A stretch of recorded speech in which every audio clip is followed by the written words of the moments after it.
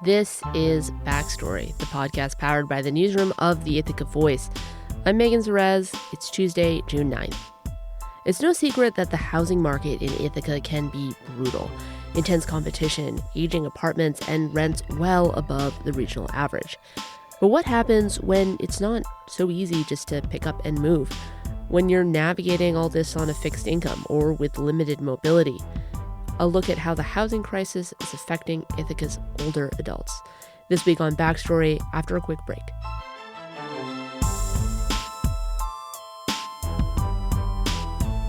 Support for the Ithaca Voice and Backstory comes from a generous grant from the Legacy Foundation. We rely on support like this to bring you the high-quality local journalism you depend on for free, no matter who you are. Donate today at ithacavoice.org using the Support Us button at the top of the page. You're listening to Backstory. I'm Megan Zerez. When Kathy Bernson moved to Ithaca, she was just looking for a quiet little town upstate to settle down in. Like many, she found finding housing in Ithaca comes with a fair share of roadblocks. And when you're 75 and on a fixed income, those roadblocks are even harder to get past.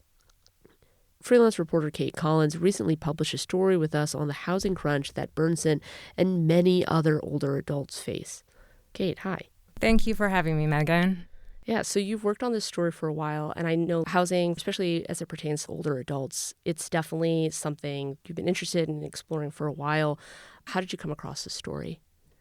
So I've lived in Ithaca about a decade, and like anyone who's been here, more than a year or two, the rents have been steadily increasing.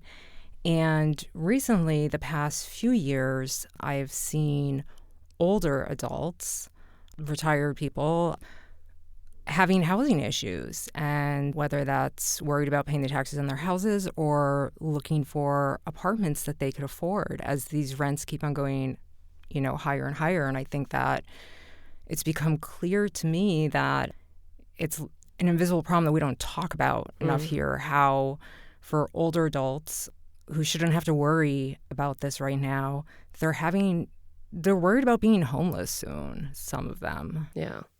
This story was really shaped around almost. This illustrative case is Kathy Bernson. Can you tell me a little bit about her? Like, how did you meet her? So I met Kathy through a friend of hers online.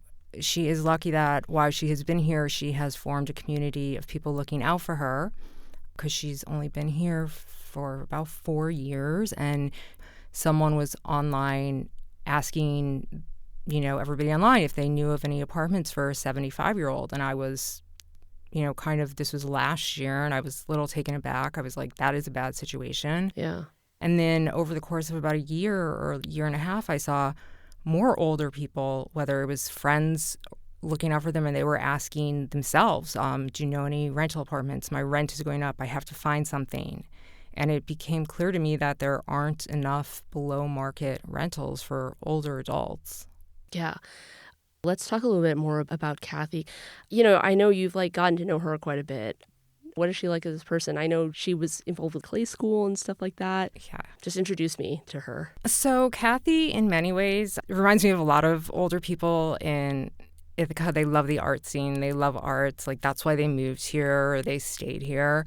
She was originally from California, came east to go to college, operated a dance company in New York City for a while after college. Wow. And then she became a lawyer. And she said that, it was time for her to do the responsible thing. And, she said she did everything she was supposed to do, putting away money for retirement in a retirement account. And unfortunately, she had a pretty big medical issue, and that ended her law career and also dipped into her nest egg, her savings. She lived in Baltimore for a while and, worked there, and then relocated to Texas. But she wanted to come back east, and she wanted a nice little upstate town. And she knew of Ithaca, so she just flew from Texas to find an apartment here. She loved the vibe of Ithaca. She was determined to get involved with ceramics. And when she first flew here, she thought she'd be able to find an apartment in a few days, and she wasn't able to. When was this? This was in 2022. Oh, wow. Okay. So she went back to Texas, looked online, and that is how she found the apartment that she ended up living in and had a lot of problems with. She signed the lease online, sight unseen, because it looked great. Yeah. And it was affordable for her. It was more than she ever paid for an apartment, but it was within her budget, her limited budget. Yeah. As she got here, and pretty quickly, she started having issues in the apartment. Yeah. I know this apartment is in Varna, and it's owned by Lifestyle Properties, which is the company that is owned and operated by the Lucente family. They're one of the biggest landlords in this area. Yeah, and it turns out that I had lived in the same apartment building like a year before she moved in. Very interesting place. But can you describe it for people who just, who don't know where it is or what it looks like? So I used to live in that neighborhood, and I'm still over in that neighborhood a lot, so I've driven by it a million times and never really noticed it. It's just one of those apartment buildings a few miles up from the vet school, and it's set back from the road just a little bit. And I don't know if this is true or not, but maybe at one point it was a hotel. I'm not sure. Yeah, it just is like a low, long building. Yeah, a low, long building with a few units in it. And, I saw the pictures online because they're currently renting units in it. And it looked great. It had these like beautiful high ceilings and this gas fireplace. And, if I was in your situation or her situation and I saw that online, I would probably be all over it because it's affordable considering it's the cheapest thing you would find. Yeah. One of the cheapest things. But Kathy let me come into our home, and there was so much water damage that she has been living with in the kitchen and the ceiling for 3.5 years. Water near light fixtures and just these clumps of drywall coming down. Wow. And stains everywhere. And then this ongoing problem with the heat that things started to get really bad for her. As we know, it gets really cold here in the winter. It's not unusual to have a few days in January, February that are 0 degrees.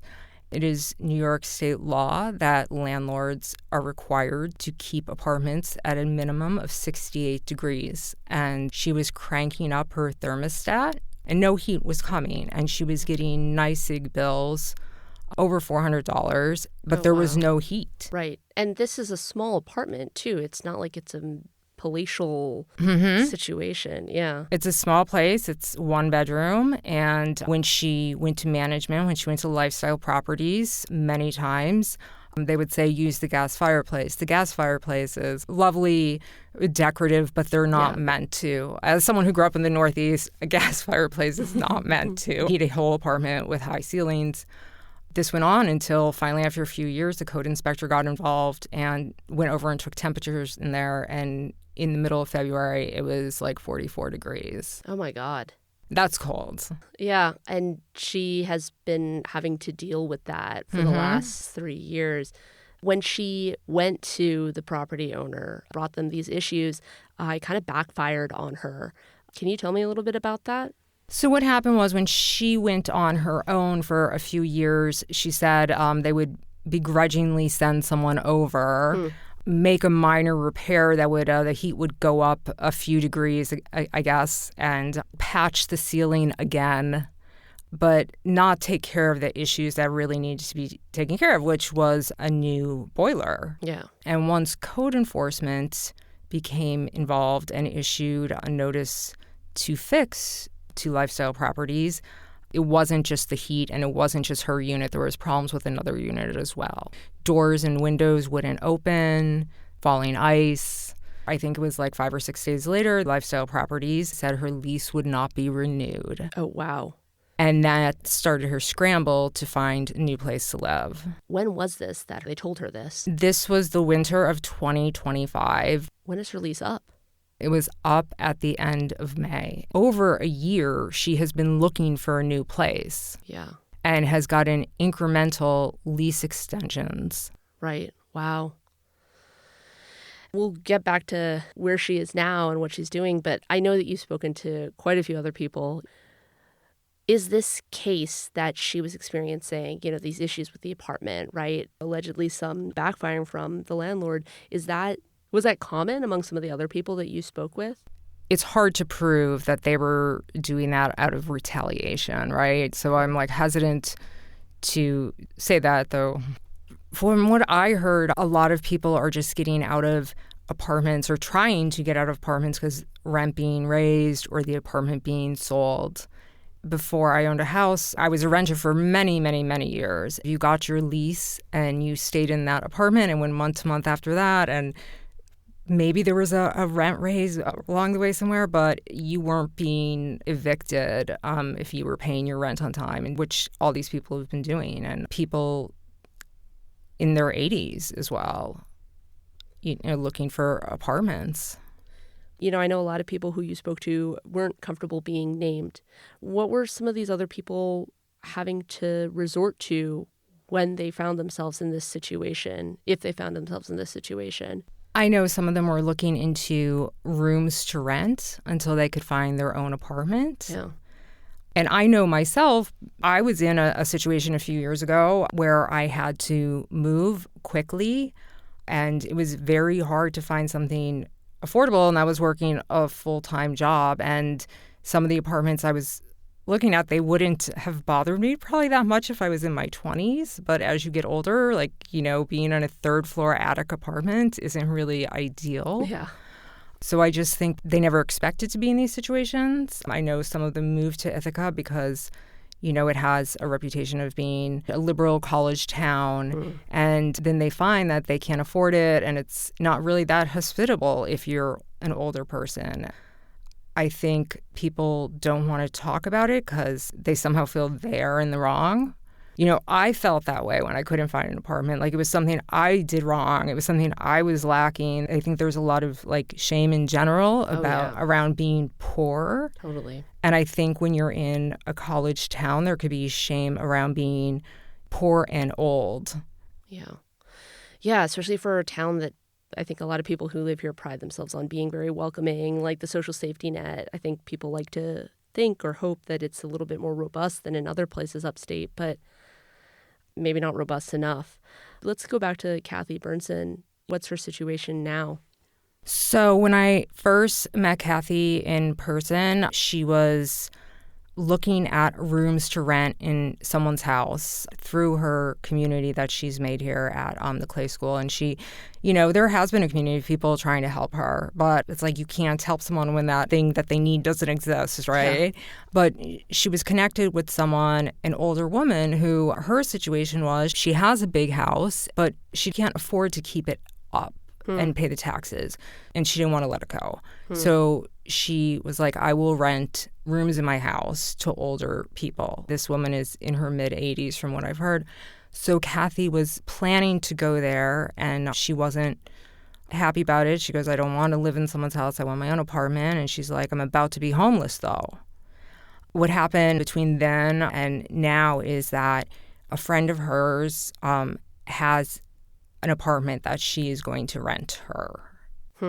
So she found a place. She found a place after a lot of struggle. Yeah, and this is somebody who has a community that she's built up since she came here, but not everybody has that. She bought a car. She found out when she's looking for a new place that I'm probably going to have to leave Ithaca, go someplace further out. Wow. I think it's a good place to take a quick break. But when we get back, we'll talk about what happens when things go wrong and the process of finding an apartment when you have certain limitations.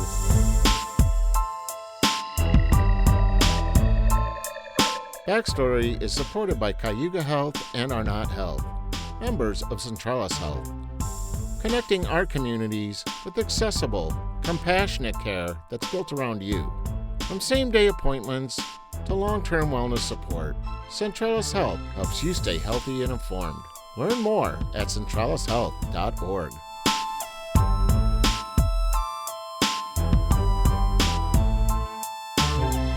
This is Backstory. I'm Megan Zerez with freelance reporter Kate Collins.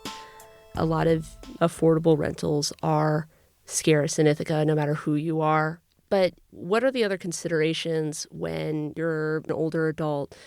How is it different finding a place to live when you aren't in your 20s? One thing I heard from Kathy and one thing I know from, my parents, it's that you want something that's on one floor. You want certain things at this point in your life. It's like you don't want to have to go to the laundromat. You want a washer and dryer. And, you want to be able to have your pets there. Just safe, affordable, clean places. And with management that realizes that they have to keep the apartment above 44 degrees, that they have to keep it 68 degrees. With management who's attentive to everyone, no matter their age.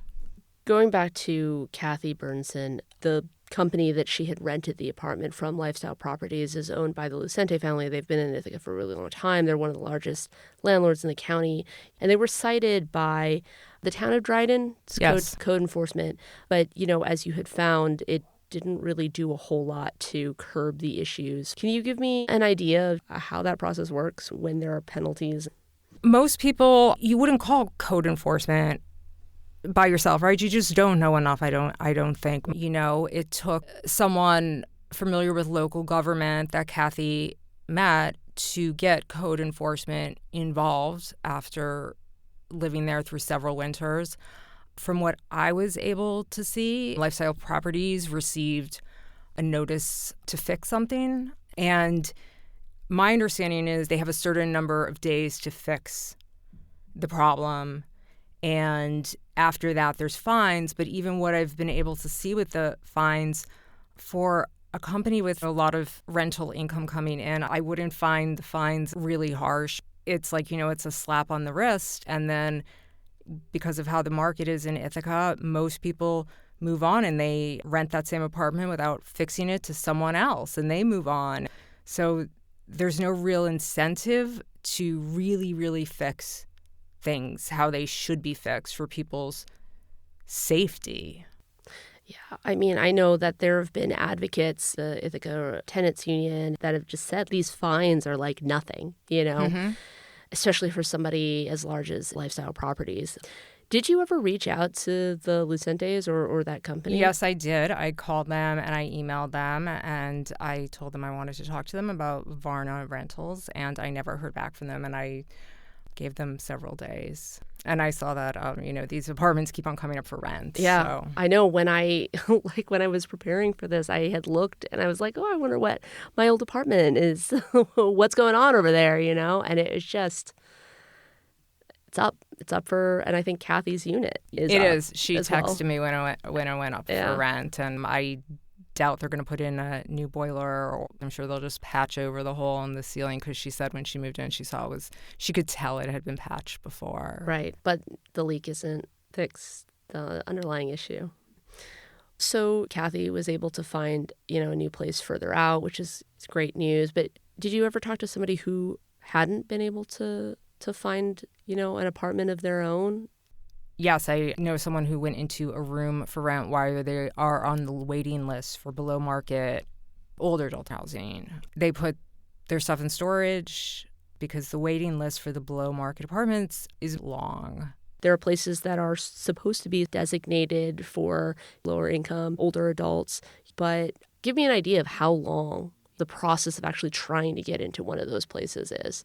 First of all, you need to know where to look. When people are relatively new to town, as Kathy was and some of these other people were, they don't know where to start looking.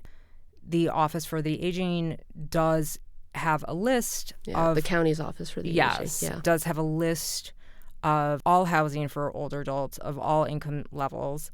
And that would be, your first stop. And Kathy didn't know about it until I sent it to her, and didn't know about a lot of the places that I was telling her about. And she knew a few places and did apply to a few places.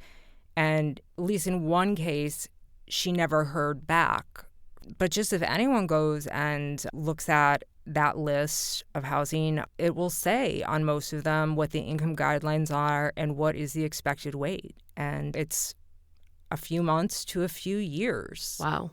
A big thing is like sometimes people aren't getting this information that need it. Like, why am I the one telling them where to look? I know. I'm like, Yeah, that's not how it should work. I mean, you had worked at Lifelong for a little while, and so you kind of know a little bit more of the ins and outs, and you were helping with your parents. correct. You're coming at it with a little bit more knowledge, right, than most people. Did you find yourself surprised by how the experience of navigating this, even in your shoes? With my mother, who doesn't live in Ithaca, I should say. Yeah. It was clear that she was having some health issues and had to go someplace outside of her home. I was shocked to find out how expensive it was, even for the most expensive place, how long the waiting list was. Yeah. You just had to get in there, and it wasn't your first choice of apartment. To navigate it when you don't know the area and when you're lower income, like, that's a whole other set on top of just finding the space. Yeah. You have to know where to look for the information, but even when you have that information, it's kind of discouraging to hear that there's year-long waits. Yeah. I mean, if I saw that, I might not even apply, you know?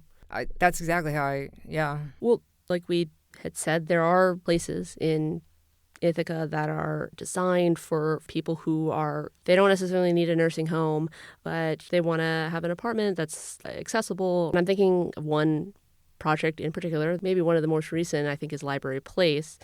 It was supposed to be market rate apartments for people age 55 and up. And it's not affordable, but market rate, right? Is that kind of housing and those kinds of developments, is that meeting the needs of the community here? Obviously, I don't think so because... Yeah, maybe an obvious question. From the start, they had a hard time renting it out. And I think that if you can't afford something like that, you want to go someplace where there's more amenities. Yeah. And I don't know if the draw of downtown Ithaca was, if you're in your 70s or 80s, if that is an amenity, you know, if that's affordable for you, I think you want some perks in it. You know, you want housekeeping, laundry, and you would go to someplace else, like Longview or Kendall. Right. And now the developer couldn't rent it out to people who are 55 and up, so now it's just market rate apartments for, like, anybody. That could be a whole other episode about all the issues that place has gone through.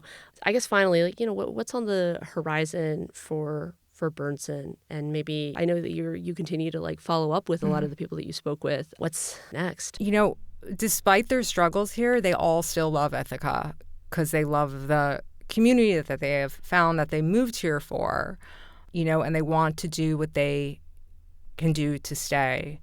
So hopefully they will get on waiting list and get into places that are more affordable for them. But, you know, I've been thinking about this, like, issue as a whole, and I was like, how did we get to this point where we cannot house our older community members? I think we have to stop thinking of Ithaca as a college town and start thinking of it as a place where people of all ages should be able to afford to live. Thank you so much for doing this story and for talking to me and just being here. And I really appreciate it. Thank you. You're listening to Backstory. I'm Megan Zerez. That was Kate Collins. We'll be right back with the headlines after a short break.